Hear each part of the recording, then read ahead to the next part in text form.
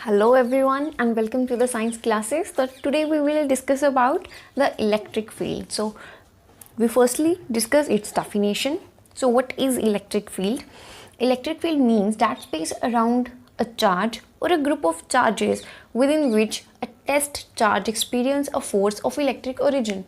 तो उन्होंने क्या बोला, इलेक्ट्रिक फील्ड की डेफिनेशन में क्या बताया गया है कि वो स्पेस, मान लो एक चार्ज क्यों यहाँ पर पड़ा हुआ है, इसके इतने आसपास तक आप कोई भी छोटा सा चार्ज, मान लो आपने स्मॉल चार्ज क्यों रखा, ओके, तो ये काफ़ी स्मॉल चार्ज है as compare to capital Q, okay.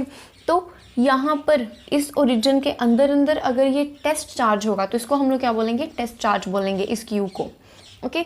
तो जो ये क्यू फोर्स एक्सपीरियंस करेगा जो कि एक इलेक्ट्रिक ओरिजिन की होएगी, ओके, उस फील्ड को, जिसमें ये पूरी फील्ड में उस इलेक्ट्रिक फील्ड को एक्सपीरियंस कर सकता है, एक फोर्स एक्सपीरियंस कर सकता है अपने ऊपर, तो उसे बोला जाएगा electric field, okay. Then electric field intensity is a vector quantity and its direction is the directional force acting on a unit charge placed at a point of observation. तो इलेक्ट्रिक फील्ड हमेशा हमारे पास क्या होता है, vector quantity होती है। Vector quantity क्या होती है, जो हमें मैग्नीट्यूड भी देती है और डायरेक्शन भी बताती है। तो ये हमें मैग्नीट्यूड भी बताएगा, ओके। हम लोग फोर्स निकाल सकते हैं बाय द कूलम्स लॉ, और बहुत सारे लॉज हैं हमारे पास, बायोट-सावर्ट लॉ, बहुत सारे लॉज हैं जिनसे हम लोग फोर्स निकाल सकते हैं, ओके।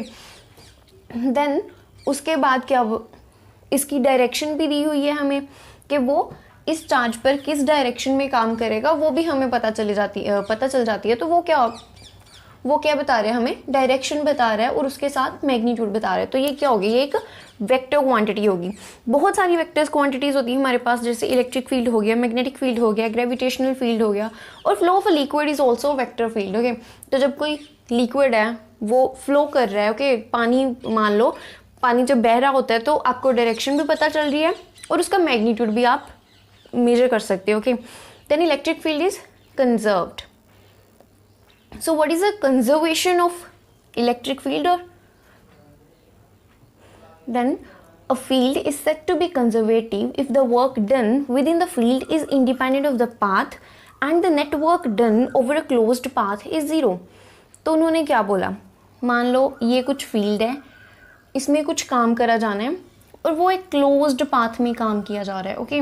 तो वर्क क्या हो जाएगा, ज़ीरो हो जाएगा। बिकॉज मान लो आपने यहाँ से करना शुरू किया था, ओके, आप यहाँ तक गए, फिर यहाँ से आप यहाँ तक चले गए, तो नेट पोजीशन तो आपकी वही है, ओके। तो इसलिए वो क्या हो जाएगा, वो ज़ीरो वर्क हो जाएगा, बिकॉज डिस्प्लेसमेंट तो उसमें आई नहीं, आपकी डिस्प्लेसमेंट तो वहीं के वहीं हो। मान लो ये पॉइंट ए है, ये बी है, आपने ए से शुरू किया, बी तक गए, बी से फिर ए पर चले गए, आप बी पर रहते तो वो माना जाता, लेकिन आप फिर ए से बी से ए की तरफ चले गए। So what is the equipotential surface?